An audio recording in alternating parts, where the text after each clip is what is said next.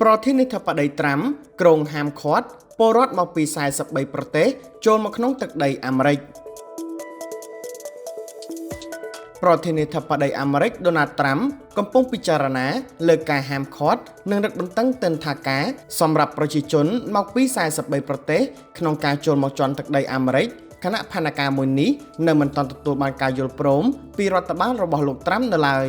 សារព័ត៌មានអាមេរិក The New York Times បានចុះផ្សាយថាផែនការរឹតបន្តឹងទិដ្ឋាការថ្មីនេះនឹងត្រូវបែងចែកជា3ដំណាក់កាលធំៗដោយក្រុមប្រទេសស្ថិតនៅក្នុងបញ្ជីពណ៌ក្រហមនិងមិនអនុញ្ញាតឲ្យចូលមកអាមេរិកជាដាច់ខាតខណៈដែលពណ៌ស្លាទុំសម្រាប់រឹតបន្តឹងទិដ្ឋាការចំពោះភ្ញៀវទេសចរនិងជនអន្តោប្រវេសន៍ស្របពេលដែលពណ៌លឿងមិនតម្រូវឲ្យផ្ដោតទិដ្ឋាការឲ្យប៉ុន្តែមានសិទ្ធិតវ៉ារយៈពេល60ថ្ងៃ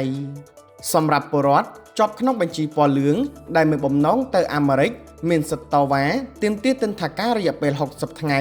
ហើយបើសិនជាហួសពេលកំណត់នឹងត្រូវដាក់ឈ្មោះទៅក្នុងបញ្ជីពណ៌ស្លាទុំឬពណ៌ក្រហមគួរជម្រាបដែរថាបច្ចុប្បន្នផែនការមួយនេះកំពុងត្រូវបានពិនិត្យដោយរដ្ឋបាលរបស់លោកត្រាំហើយវាអាចនឹងមានការកែប្រែបន្ថែមទៀតត្បិតវាមិនទាន់ទទួលបានការយល់ព្រមនិងចូលជាធរមាននៅឡើយទេ